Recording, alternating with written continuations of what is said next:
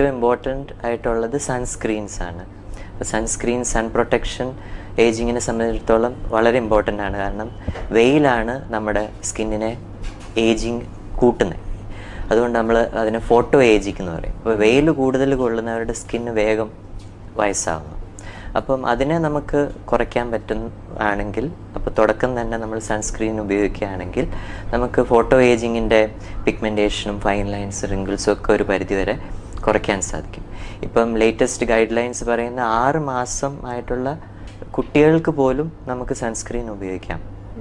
അപ്പം പക്ഷെ അവർക്ക് ഫിസിക്കൽ സൺസ്ക്രീൻസ് ഉപയോഗിക്കേണ്ടതായിട്ട് വരും. സാധാരണ മുതിർന്നവർക്ക് ഉപയോഗിക്കുന്ന കെമിക്കൽ സൺസ്ക്രീൻ അവർക്ക് പറ്റില്ല. പക്ഷെ അത്രയും ഏർലി നമ്മൾ സൺസ്ക്രീൻസ് തുടങ്ങുകയാണെങ്കിൽ നമുക്ക് അത്രയും ഏജിങ്ങിനെ ഡിലേ ചെയ്യാൻ സാധിക്കും. അതുപോലെ തന്നെ നമ്മളിപ്പോൾ 20 വയസ്സാകുമ്പം തന്നെ anti ageing, for example anti ageing serums ഒക്കെ അവൈലബിൾ ആണ്. വൈറ്റമിൻ സി പോലത്തെ, പെപ്റ്റൈഡ്സ് പോലത്തെ ഇൻഗ്രീഡിയൻസ് അടങ്ങുന്ന ആൻറ്റി ഏജിങ് സീറംസ് ഒക്കെ അവൈലബിൾ ആണ്. അതൊക്കെ നമ്മൾ 20-25 വയസ്സിലെ തുടങ്ങാൻ വേണ്ടിയിട്ട് പേഷ്യൻസിനോട് പ്രൊമോട്ട് ചെയ്യാറുണ്ട്. കാരണം അതും നമ്മുടെ ഏജിങ് സയൻസിനെ ഡിലേ ചെയ്യും. അതിൻ്റെ കൂടെ ഓൾറെഡി എസ്റ്റാബ്ലിഷ്ഡ് ആയ ഏജിങ് സയൻസിനെ കുറയ്ക്കാൻ വേണ്ടിയിട്ടും ഇമ്പ്രൂവ്മെൻറ്റ് കൊടുക്കാൻ വേണ്ടിയിട്ടും ഈവൻ പ്രിവെൻറ്റ് ചെയ്യാൻ വേണ്ടിയിട്ട് നമുക്ക് കുറേ കോസ്മെറ്റിക് പ്രൊസീജിയേഴ്സ് ഇപ്പോൾ അവൈലബിൾ ആണ്. അതിൽ ഉദാഹരണമായിട്ട് നമുക്ക് കെമിക്കൽ പീൽസ് ഉണ്ട്, പിന്നെ നമുക്ക് ബോട്ടോക്സ് അല്ലെങ്കിൽ ബോട്ടുലൈനം ഇഞ്ചെക്ഷൻസ് അവൈലബിൾ ആണ് ഫൈൻ ലൈൻസ്, റിങ്കിൾസിന് വേണ്ടിയിട്ട്. ഈവൻ ഫില്ലേഴ്സ്, ഡെർമൽ ഫില്ലേഴ്സ് എന്ന് പറയും, ഇഞ്ചെക്ഷൻസ് അവൈലബിൾ ആണ് നമുക്ക് ഏജിങ് സയൻസ്. ഇപ്പം പ്രായം കൂടുന്തോറും നമ്മുടെ സ്കിന്നിൻ്റെ ഉള്ളിലുള്ള ഹാലുറോണിക് ആസിഡ് എന്ന് പറഞ്ഞ ഒരു പദാർത്ഥം കുറയും. അപ്പോൾ ഹാലുറോണിക് ആസിഡ് കുറയുമ്പോൾ നമ്മുടെ സ്കിന്ന് ചുളിവുകൾ വരുന്നതിൻ്റെ കൂടെ തന്നെ സാഗിങ് വരും. അപ്പം ആ പ്രായം കൊണ്ട് കുറയുന്ന ഹാലുറോണിക് ആസിഡ് നമുക്ക് ഇഞ്ചെക്റ്റബിൾ ആയിട്ട് നമുക്ക് സ്കിന്നിൻ്റെ ഉള്ളിലേക്ക് ഇടാവുന്നതാണ്. അതിനെയാണ് നമ്മൾ ഡെർമൽ ഫില്ലേഴ്സ് എന്ന് പറയുന്നത്. അപ്പോൾ ഈ ഫെസിലിറ്റീസ് എല്ലാം അവൈലബിൾ ആണ് ആൻറ്റി ഏജിങ് പ്രൊസീജിയേഴ്സ് ആയിട്ട്. പിന്നെ ഈവൻ ലേസേഴ്സും ഉപയോഗിക്കാം ആൻറ്റി ഏജിങ്ങിന് വേണ്ടിയിട്ട്. അതിനും പല ലേസേഴ്സും ഉണ്ട്. അപ്പം കെമിക്കൽ പീൽസ് ആണെങ്കിൽ തന്നെ പല പല വെറൈറ്റി ഓഫ് കെമിക്കൽ പീൽസ് ഉണ്ട്. ഇതെല്ലാം ഇപ്പോൾ നമ്മൾ ആൻറ്റി ഏജിങ് പ്രൊസീജിയേഴ്സ് ആയിട്ട് ഉപയോഗിക്കാറുണ്ട്. ശരി, കെമിക്കൽ പീലിംഗ് എന്ന് പറയുമ്പോൾ നമുക്ക് പെട്ടെന്ന് ഓർമ്മ വരുന്നത് പീൽ ചെയ്തെടുക്കുക. അങ്ങനെയാണ് നമ്മൾ ഒരു നോർമൽ ലേമാൻ്റെ ഒരു കേൾവിയിൽ നമുക്ക് അങ്ങനെ തോന്നുള്ളൂ. കെമിക്കൽ പീലിംഗ് ശരിക്കും എങ്ങനെയാണ് ചെയ്യുന്നത്? ഹോസ്പിറ്റൽ വാസം വേണോ, അതോ വന്ന് OPD ആയിട്ട് വന്ന് ചെയ്തിട്ട് പോകാൻ പറ്റുന്ന ഒരു പ്രൊസീജിയറാണോ? അതിൻ്റെ പ്രൊസീജിയറിൻ്റെ ഡീറ്റെയിൽസ് ഞങ്ങളുമായിട്ടൊന്ന് ഷെയർ ചെയ്യാമോ? ഈ കെമിക്കൽ പീൽ ആക്ച്വലി എനിക്ക് ഈ പേരിട്ടവരോട് എനിക്കൊരു പരാതിയുണ്ട്. കാരണം കെമിക്കൽ പീലെന്ന് ഇടാൻ പാടില്ലായിരുന്നു. കാരണം എല്ലാവരും പേഷ്യൻസ് നമ്മൾ OPDയിൽ വന്നിട്ട് ഇപ്പോൾ കെമിക്കൽ പീൽ എന്ന് പറയുമ്പോൾ അയ്യോ ഡോക്ടർ കെമിക്കലാണോ നമ്മുടെ മുഖത്ത് തേക്കുന്നത്, അത് ഹാം ചെയ്യുമോ എന്നുള്ളത്. പക്ഷേ പേടിക്കേണ്ട കാര്യമല്ല. കെമിക്കൽ പീൽ എന്ന് പറഞ്ഞാൽ ഇതിൻ്റെ പീലിൻ്റെ ഹിസ്റ്ററി നോക്കുകയാണെങ്കിൽ ക്ലിയോപാട്രയുടെ കാലം മുതലേ നമുക്ക് പീലുണ്ട്. ഇപ്പം ക്ലിയോപാട്രയുടെ ബ്യൂട്ടിയുടെ ഒരു രഹസ്യമായിട്ട് പറഞ്ഞിരിക്കുന്നത് പുള്ളിക്കാരത്തി ചീഞ്ഞ ഒട്ടകപ്പാലിൽ കുളിക്കുമായിരുന്നു എന്ന്. അപ്പം അതിൻ്റെ ആക്റ്റീവ് ഇൻഗ്രീഡിയൻസ് നോക്കുകയാണെങ്കിൽ ആ ചീഞ്ഞ ഒട്ടകപ്പാലിലുള്ളത് ലാക്റ്റിക് ആസിഡാണ്. അപ്പം ലാക്റ്റിക് ആസിഡ് ഒരു കെമിക്കലാണ്. പക്ഷേ ആ ചീഞ്ഞ ഒട്ടകപ്പാലിലുള്ള ലാക്റ്റിക് ആസിഡ് എന്ന പദാർത്ഥം ഒരു നല്ല എക്സ്ഫോളിയൻ്റ് ആണ്. അപ്പം അതിൽ കുളിക്കുക ചെയ്യുമ്പോൾ എന്ത് പറ്റുമെന്ന് വെച്ചാൽ നമ്മുടെ ഔട്ടർ സ്കിന്നിനെ എക്സ്ഫോളിയേറ്റ് ചെയ്ത് നല്ല സ്കിൻ ഉള്ളിൽ നിന്ന് വരുന്നു. അപ്പോൾ ഇപ്പോഴും നമ്മൾ ലാക്റ്റിക് പീൽ ഒരു ക്ലാരിറ്റി പീലായിട്ട് നമ്മൾ ഇപ്പോഴും ചെയ്യാറുണ്ട്. അപ്പം കെമിക്കൽ പീൽ എന്ന് പറഞ്ഞാൽ പേടിക്കേണ്ട കാര്യമില്ല. എല്ലാം നാച്ചുറൽ ഇൻഗ്രീഡിയൻസ് നമ്മൾ വർഷങ്ങളായിട്ട് നൂറ്റാണ്ടുകളായിട്ട് ഭംഗിക്ക് വേണ്ടിയിട്ട് അല്ലെങ്കിൽ മുഖസൗന്ദര്യത്തിന് വേണ്ടിയിട്ട് ഉപയോഗിച്ചുകൊണ്ടിരുന്ന ഹോം റെമഡീസിൻ്റെ എല്ലാത്തിൻ്റെയും ആക്റ്റീവ് ഇൻഗ്രീഡിയൻ്റ് എന്താണെന്ന് കണ്ടുപിടിച്ചിട്ട് അത് തന്നെ നമ്മളൊരു ബോട്ടിലാക്കിയിട്ട് ആ ആക്റ്റീവ് ഇൻഗ്രീഡിയൻറ്റ് മാത്രം ബ്രഷ് കൊണ്ട് ഫേസിൽ തേച്ചൊരു 3-4 മിനിറ്റ് കഴിയുമ്പോഴത്തേക്ക് കഴുകിക്കളയുന്നത്, അതാണ് കെമിക്കൽ പീൽ.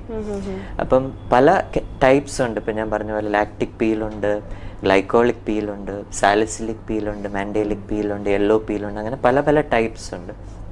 അപ്പം ഓരോ ഇൻഡിക്കേഷൻസ് അനുസരിച്ച്, അപ്പം എന്താണ് പേഷ്യൻറ്റിൻ്റെ പ്രോബ്ലം അതനുസരിച്ച് നമ്മൾ പീൽ സെലക്ട് ചെയ്യുന്നു.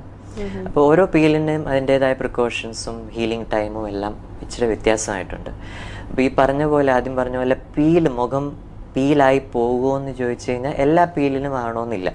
നമ്മൾ കെമിക്കൽ പീൽസിൽ നമ്മൾ 3ആയിട്ട് തിരിക്കാം: സൂപ്പർഫിഷ്യൽ, മീഡിയം ഡെപ്ത്, പിന്നെ ഡീപ്പ് പീൽസ്. ഇപ്പോൾ ഡീപ്പ് പീൽസ് ഒന്നും നമ്മൾ ഇന്ത്യൻ സ്കിൻസിൽ ഉപയോഗിക്കാറില്ല. ഇപ്പോൾ വെള്ളക്കാർക്കൊക്കെ അവർക്ക് സ്കിന്നിൽ മെലാനിൻ്റെ അളവ് കുറവായതുകൊണ്ട് ഡീപ്പ് പീൽസ് ഒക്കെ ചെയ്താലും അവർക്ക് സൈഡ് എഫക്ട്സ് വരാറില്ല. പക്ഷേ ഇന്ത്യൻ സ്കിന്നിൽ നമ്മൾ അത്രയും ഡീപ്പ് പീൽ ചെയ്ത് കഴിയുമ്പോഴത്തേക്ക് അതൊരു പൊള്ളുന്നത് പോലെയാണ്. പൊള്ളിക്കഴിയുമ്പം അവിടെ ഒരു കറുപ്പ് വരാൻ ചാൻസ് ഉണ്ട്. അപ്പം ഇന്ത്യൻ സ്കിന്നിൽ നമ്മൾ ഡീപ്പ് പീൽസ് ഉപയോഗിക്കാറില്ല. നമ്മൾ ഉപയോഗിക്കുന്ന വെരി സൂപ്പർഫിഷ്യൽ അല്ലെ മീഡിയം ഡെപ്ത് പീൽസേ ഉള്ളൂ. അപ്പോൾ ഈ സൂപ്പർഫിഷ്യലും വെരി സൂപ്പർഫിഷ്യൽ പീൽസും ഉപയോഗിക്കുകയാണെങ്കിൽ മുഖത്തിന് തൊലി ഉരിയുന്നതായിട്ട് കാണുക പോലും ഇല്ല. അത് വെറും മൈക്രോസ്കോപ്പിക് പീലിംഗ് ഓഫ് ആയിരിക്കും. അപ്പോൾ പുറമേ ഒട്ടും കാണാറില്ല. അപ്പോൾ അങ്ങനത്തെ പീല് ചെയ്ത് 2 ആഴ്ച കഴിയുമ്പോഴത്തേക്കും നമ്മൾ ഗ്രാജുവലി മുഖം നോക്കുമ്പോഴത്തേക്കും മുഖത്തിൻ്റെ ടോൺ ഇമ്പ്രൂവ് ആവുന്നു, മോക്കുരു കുറയുന്നു, അങ്ങനെ കാണാം. അല്ലാതെ ഒരു ഡ്രമാറ്റിക് ആയിട്ട് ഒരു പാമ്പ് തൊലി ഉരിയുന്നത് പോലെ ആകാറില്ല.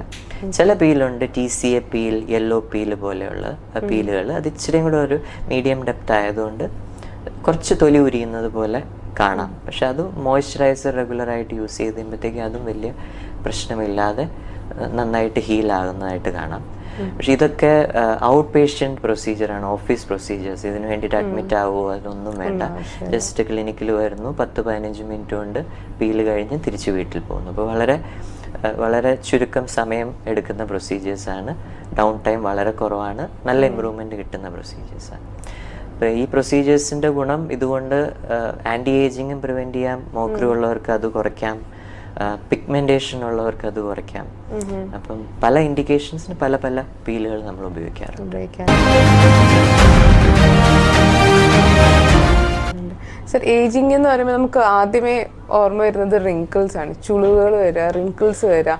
ഈ റിങ്കിൾസ് മാറ്റാനുള്ളതിൽ പിന്നെ ഉള്ള ഏറ്റവും പുതിയതായിട്ടുള്ള പ്രൊസീജിയർ എന്തൊക്കെയാണ്?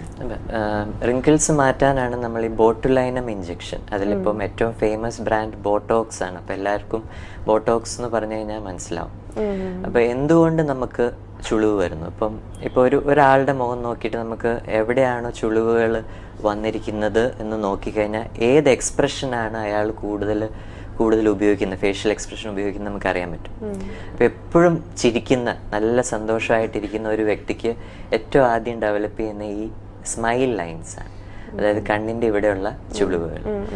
എപ്പോഴും ഒരു ആകാംക്ഷയോടെ ഇരിക്കുന്ന അല്ലെങ്കിൽ ആങ്ഷ്യസ് ആയിട്ടിരിക്കുന്ന ഒരാൾക്ക് നമ്മൾ നോക്കുമ്പോൾ ഏറ്റവും ആദ്യം ഡെവലപ്പ് ചെയ്യുന്നത് നെറ്റിയിലെ ചുളിവുകൾ. കാരണം അവരെപ്പോഴും ആങ്ഷ്യസ് ലുക്കാണ്, എപ്പോഴും പുരികം മുകളിലേക്ക്. എപ്പോഴും ദേഷ്യപ്പെടുന്ന ഒരാൾക്ക് നമുക്ക് ഏറ്റവും ആദ്യം ചുളിവുകൾ കാണുന്നത് ഫ്രൗൺ ലൈൻസ് ആണ് ഇവിടെ. അപ്പം ഈ ലൈൻസ് എല്ലാം ഡെവലപ്പ് ആകുന്നത് മസിൽസ് ഓവർ ആക്റ്റീവ് ആയതുകൊണ്ടാണ്.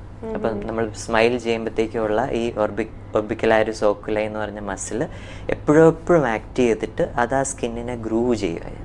അതുപോലെ തന്നെ ആങ്ഷ്യസ് ഫേസ് എപ്പോഴും നമ്മൾ പുരികത്തെ പൊക്കുമ്പോൾ ഫ്രണ്ടാലിസ് എന്ന് പറഞ്ഞ മസിൽ ആക്ട് ചെയ്ത് സ്കിന്നിനെ ഗ്രൂവ് ചെയ്യുന്നു. ഫ്രൗൺ ലൈൻസിലും ഇവിടുത്തെ മസിൽസ് ആക്ട് ചെയ്ത് ഇവിടെ ലൈൻസ് ഡെവലപ്പ് ആകുന്നു. അപ്പോൾ ഈ ബോട്ടോക്സ് എന്ന് പറയുന്ന പ്രൊസീജിയർ നമ്മൾ എന്ത് ചെയ്യുന്നു എന്ന് വെച്ചാൽ നമ്മൾ ആ മസിലിൻ്റെ ഉള്ളിലേക്ക് ചെറിയ ഇഞ്ചെക്ഷൻസ് കൊടുക്കും.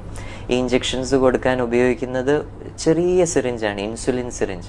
നമ്മൾ ഡയബറ്റിക്സിനൊക്കെ ഡെയിലി എടുക്കാൻ ഉപയോഗിക്കുന്ന ആ ഇൻസുലിൻ സിറിഞ്ച് വെച്ചിട്ടാണ് നമ്മൾ ഇഞ്ചെക്ഷൻ എടുക്കുന്നത്. അപ്പോൾ വലിയൊരു വേദന എടുക്കുന്ന ഒരു പ്രൊസീജിയർ അല്ല. അപ്പോൾ ആ ഇഞ്ചെക്ഷൻസ് നമ്മൾ മസിലിൽ ഉള്ളിലേക്ക് എടുക്കുമ്പോൾ ആ മസിൽ റിലാക്സ് ആവും. അപ്പോൾ ആ മസിൽ റിലാക്സ് ആകുമ്പോൾ ആ മസിൽ മൂലം സ്കിന്നിന് ഉണ്ടാകുന്ന ഗ്രൂവ്സ് അത് കുറയ്ക്കുന്നു. അപ്പോൾ സ്കിന്ന് നല്ല സ്മൂത്ത് ആവും. അപ്പം ഈ ഇഞ്ചെക്ഷൻ 6 മാസത്തേക്ക് അതിൻ്റെ എഫക്റ്റ് നിലനിൽക്കും. അപ്പം 6 മാസത്തേക്ക് നമ്മൾ നമ്മുടെ ചുളിവുകൾ കുറയ്ക്കുകയും പിന്നെ തന്മൂലം നമ്മൾ ഇതിപ്പോൾ എല്ലാ 6 മാസം എടുത്തുകൊണ്ടിരിക്കുകയാണെങ്കിൽ നമ്മൾ ആ മസിൽ അത്രയും കാലം റിലാക്സ് ചെയ്ത് വെക്കുകയാണ് ചെയ്യുന്നത്. അപ്പോൾ അത്രയും കാലം ആ മസിൽ റിലാക്സ്ഡ് ആയിട്ടിരിക്കുമ്പോൾ ഈ ചുളിവുകൾ പെർമനൻ്റ് ആയിട്ട് ഡെവലപ്പ് ചെയ്യാനുള്ള ചാൻസ് വളരെ കുറവാണ്. അപ്പോൾ എല്ലാവരും ചോദിക്കുന്ന ചോദ്യമാണ്, നമ്മൾ ഇത് എടുത്തു കഴിഞ്ഞാൽ എപ്പോഴും എടുക്കണ്ടേ ഡോക്ടറെ? അങ്ങനെ ആണോന്നില്ല, പക്ഷെ എടുത്താൽ കൂടുതൽ നല്ലത്. കാരണം നമ്മൾ അത്രയും കൂടെ നമ്മുടെ ഏജിങ് ലൈൻസിനെ എടുത്തുകൊണ്ടിരിക്കുകയാണെങ്കിൽ അത്രയും കൂടെ നമ്മൾ ഡിലേ ചെയ്യും. കാരണം മസിലിൻ്റെ ആക്ഷൻ നമ്മൾ റിലാക്സ് ചെയ്യുകയാണെങ്കിൽ അത്രയും കൂടെ നമ്മുടെ സ്കിന്നിൻ്റെ ലൈൻസിനെ നമ്മൾ ഡിലേ ചെയ്യുകയായിരുന്നു. അപ്പോൾ ഇത് ഫൈൻ ലൈൻസ് റിങ്കിൾസിന് നമ്മൾ കൊടുക്കുന്ന ഒരു അഡ്വാൻസ്ഡ് കോസ്മെറ്റിക് പ്രൊസീജിയറാണ് ബോട്ടോക്സ്. വേറെ ഉണ്ട് നമ്മൾ വോളിയം ഡെഫിസിറ്റ്, ഞാൻ ഇതിനു മുമ്പ് പറഞ്ഞ പോലെ ഹാലുറോണിക് ആസിഡ് കുറവ് കാരണം വോളിയം ഡെഫിസിറ്റ് വരുന്നു. അപ്പം മിക്കവരും നമ്മളോട് ചോദിക്കുക, ഡോക്ടർ ഇതിനു മുമ്പ് ഞാൻ നന്നായിട്ടിരുന്നു, ഇപ്പം എല്ലാവരും പറയുന്നത് എനിക്കൊരു ക്ഷീണിച്ച ലുക്ക്, മുഖം ഇങ്ങനെ ഉടഞ്ഞിരിക്കുന്നു, എപ്പോഴും ഇങ്ങനെ ക്ഷീണിച്ച്, ഇവിടെയൊക്കെ വോളിയം ഇങ്ങനെ കുറഞ്ഞ് എൻ്റെ സ്കിൻ ഇത് ഇങ്ങനെ സാഗ് ചെയ്യുന്നു, ഇത് വളരെയധികം പ്രായം തോന്നിക്കുന്നു. അപ്പം അങ്ങനത്തെ സിറ്റുവേഷനിൽ നമുക്ക് ബോട്ടോക്സിനെക്കാട്ടും നമുക്ക് ഇമ്പ്രൂവ്മെൻ്റ് കൊടുക്കാൻ സാധിക്കുന്ന ഫില്ലേഴ്സ് കൊടുക്കുമ്പോഴാണ്. ഫില്ലേഴ്സ് എന്ന് പറഞ്ഞാൽ നമ്മൾ ഹാലുറോണിക് ആസിഡിൻ്റെ ഇഞ്ചെക്ഷനാണ്, അത് സ്കിന്നിൻ്റെ ഉള്ളിലേക്ക് കൊടുക്കുക. ഇപ്പോൾ ഫോർ എക്സാമ്പിൾ ഇവിടെ ഇങ്ങനെ തൂങ്ങിയിരിക്കുന്ന ഒരു സ്കിന്നിൽ നമ്മൾ ഇവിടെ ഫില്ലേഴ്സ് കൊടുക്കുകയാണെങ്കിൽ ഇവിടുത്തെ വോളിയം കൂടുമ്പോൾ ഈ ചീക്സ് പതുക്കെ നമ്മൾ അങ്ങ് ലിഫ്റ്റ് ചെയ്യും. ചീക്ക് അങ്ങ് ലിഫ്റ്റ് ചെയ്യുമ്പോഴത്തേക്ക് ഇവിടുത്തെ വരകളെല്ലാം ലെസ് പ്രോമിനൻ്റ് ആവുന്നു, ആ ടയേർഡ് ലുക്ക് പോകുന്നു. ഇതും വളരെ വളരെ സേഫ് പ്രൊസീജിയറാണ്, ട്രെയിൻഡ് ഹാൻഡ്സ് വളരെ സേഫ് പ്രൊസീജിയറാണ്. ഇതിൻ്റെ എഫക്റ്റ് 1 വർഷം വരെ നിൽക്കും.